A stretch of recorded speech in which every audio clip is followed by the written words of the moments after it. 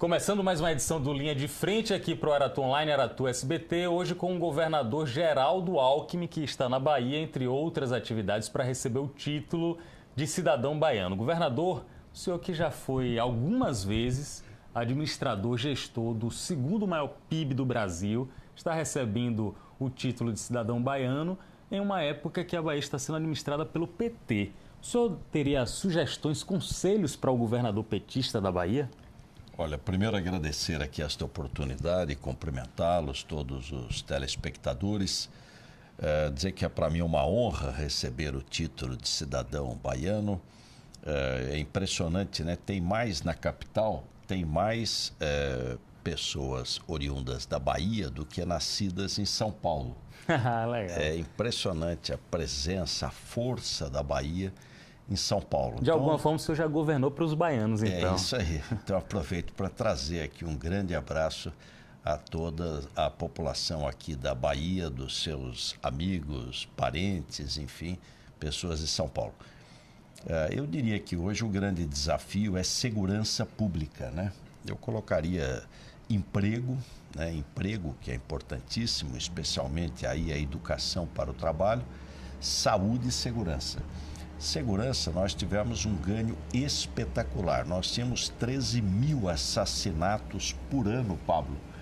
Reduzimos para 12, 11, 10, 9, 8, 7, 6, 5, 4. O ano passado, 3.503.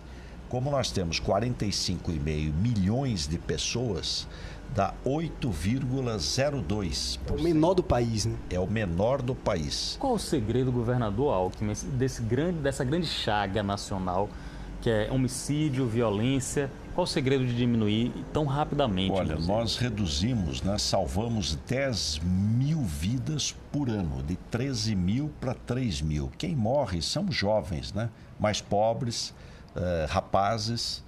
É uma tristeza, é uma verdadeira guerra civil. O Brasil teve, em 2016, 62 mil pessoas mortas por homicídio. Polícia na rua, polícia bem treinada, integração das polícias civil e militar, ação no território, premiação, nós temos metas para atingir. Cada companhia e distrito da polícia, o mesmo território, atingiu a meta, tem bonificação, investigação, sistema prisional, nós temos as penitenciárias de segurança máxima e regime disciplinar diferenciado. E pretendo, como pré-candidato a presidente da República, priorizar a segurança pública.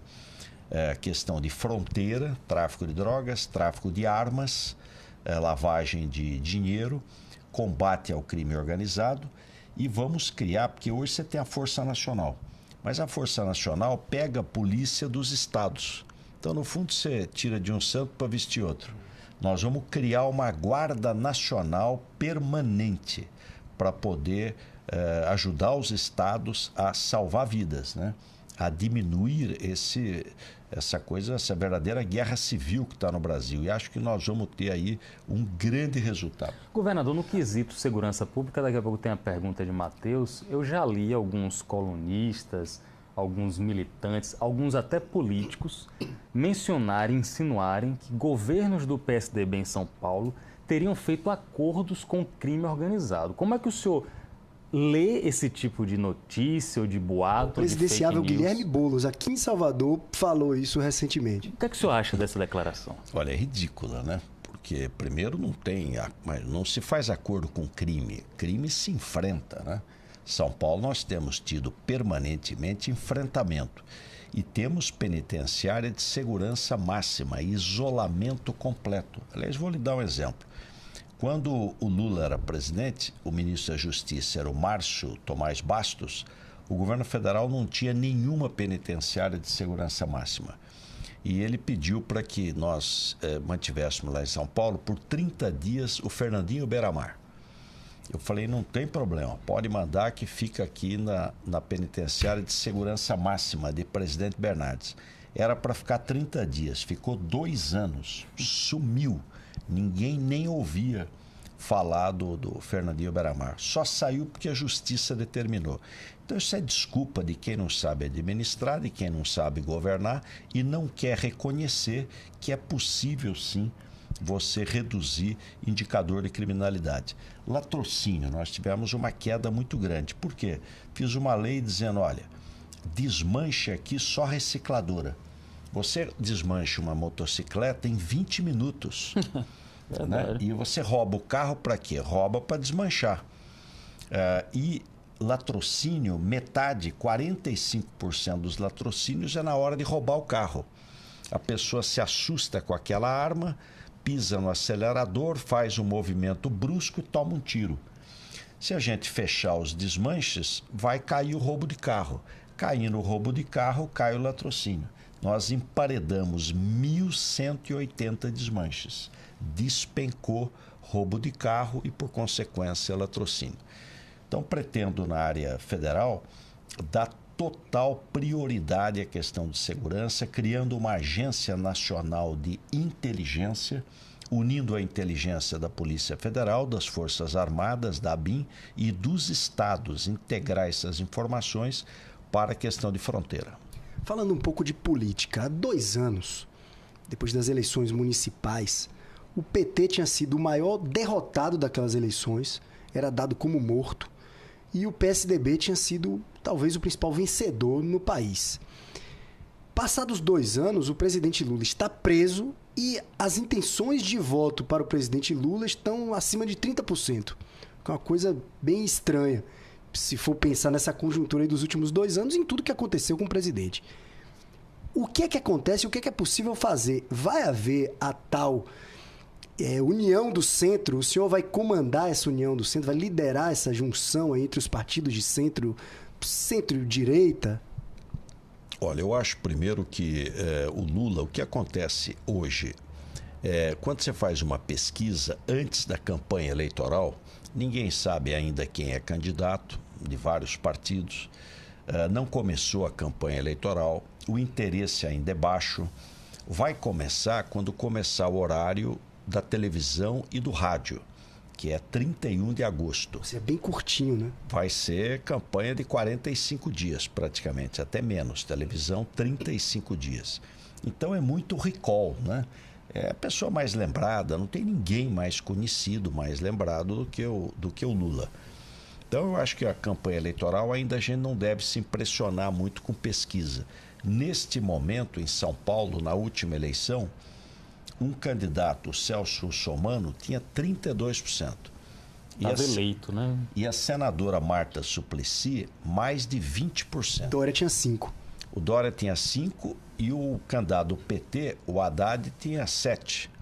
O João Dória ganhou no primeiro turno, teve mais de 50% e o Haddad teve quase 20%. Então a gente não precisa saber interpretar a campanha. Eu sou contra esses radicalismos, né? Tanto de esquerda quanto de direita. Acho que isso não é caminho, isso é descaminho. A nossa prioridade é emprego, emprego, emprego, emprego. Você tem 13 milhões de desempregados e tem, Pablo, mais 7 milhões no chamado desalento. Então nós precisamos criar emprego no Brasil. Grande programa de obras, rodovias, ferrovia, aeroportos, saneamento básico, saneamento.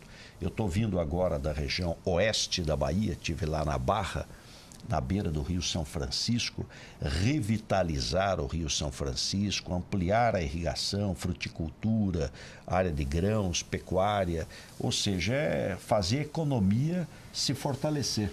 E aí a gente tem emprego e renda para a população. O também pré-candidato deputado federal, o senhor Jair Bolsonaro, disse numa entrevista minha a Matheus que o senhor estava criticando ele porque precisava aparecer. Eu entendo que o senhor, governador algumas vezes de São Paulo, não precisa criticar ninguém para aparecer. Qual o real motivo das críticas a Bolsonaro? Naquele dia o senhor disse que ele não tinha perfil de gestor. Olha, o Bolsonaro, 8 vezes deputado federal, tem um projeto, tem nada. Os votos todos, corporativismo puro. Aliás, se for verificar, é muito parecido com o PT, né? Quer dizer, é um voto até... Acabou de aprovar agora o cadastro positivo. Qual o objetivo do cadastro positivo? é você baratear o custo do dinheiro, do empréstimo para o pequeno. Então, aquele que tem um bom antecedente, aquele que tem uma boa história de adimplência, vai ter um juros mais baixo.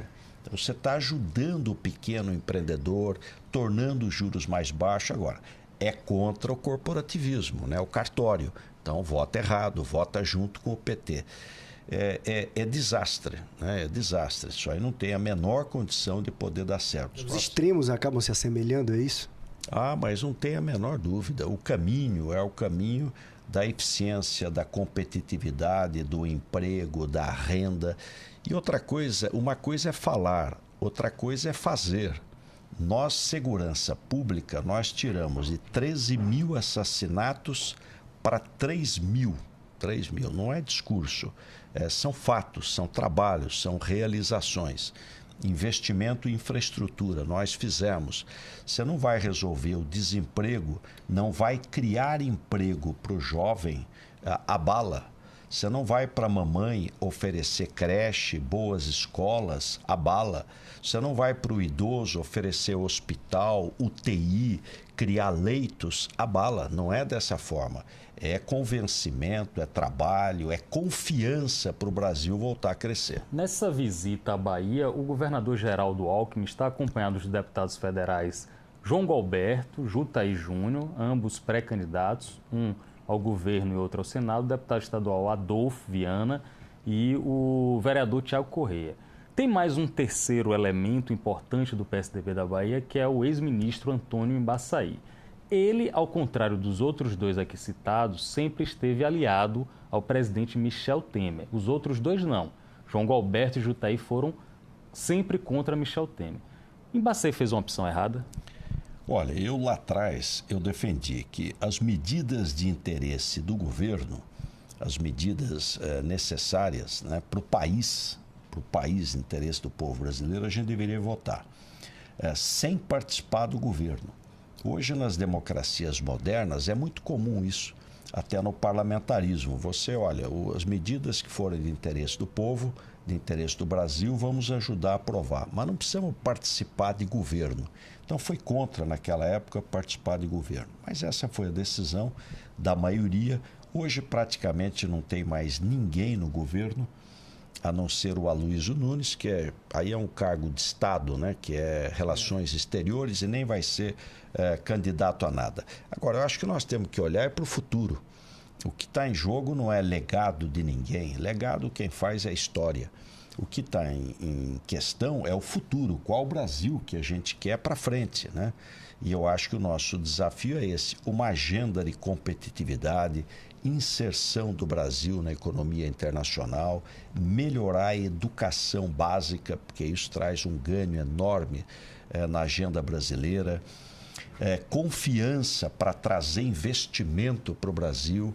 Então, eu acredito que nós temos tudo para recuperar.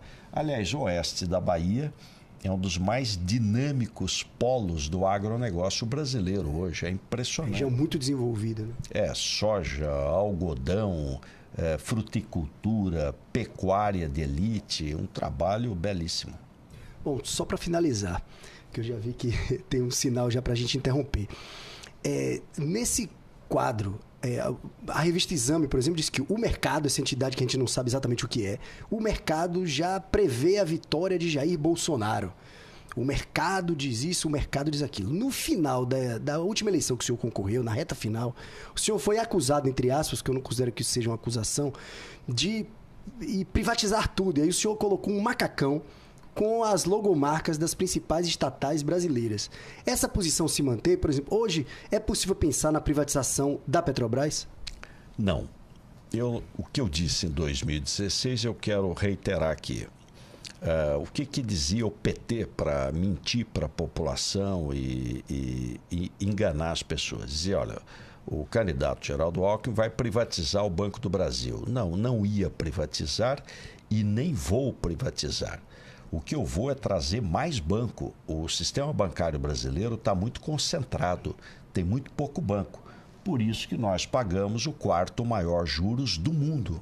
O spread brasileiro é 4 vezes o spread no mundo. Então, trazer mais bancos para ter mais competitividade, desregulamentar, competição para a gente ter custo do dinheiro mais barato. Eu dizia que não ia privatizar a Petrobras e não vou.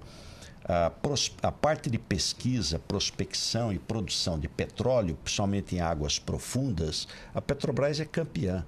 O que eu vou fazer é acabar com o monopólio do refino. Não tem nenhuma razão para você ter monopólio e trazer investimento para o Brasil.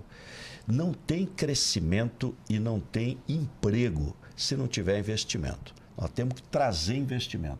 Para trazer investimento, você precisa ter segurança jurídica, agências reguladoras não partidarizadas, não capturadas por política, má política, partido político. Precisa ter segurança jurídica. Esse é o bom caminho para a gente poder crescer e ter emprego. Estou confiante. Nós vamos fazer o Brasil voltar a crescer. O senhor tem conversado, como última pergunta, o senhor tem conversado com o presidente Fernando Henrique, ele está firme e forte na campanha. Essas informações que a gente ouve aí são boatos, são tentativa de estabilizar a candidatura do senhor? Não, o Fernando Henrique, eu converso com ele praticamente toda semana, está nos ajudando muito, até tentando acertar aí outros partidos. Acho que nós vamos ter bons palanques no Brasil inteiro. Não é eleição só de presidente, é de presidente, governador, senadores, federais, estaduais, deputados, desde o Rio Grande do Sul até Roraima. E um bom tempo de televisão, porque a campanha vai começar mesmo em setembro. Aí uma campanha curta, mas uma campanha de chegada, super importante. Governador Geraldo Alckmin, muito prazer conhecer o senhor. Seja bem-vindo à Bahia. Parabéns pelo título de cidadão baiano. É um prazer. A honra é toda minha. Muito obrigado. Tá bom. Obrigado. Até a próxima.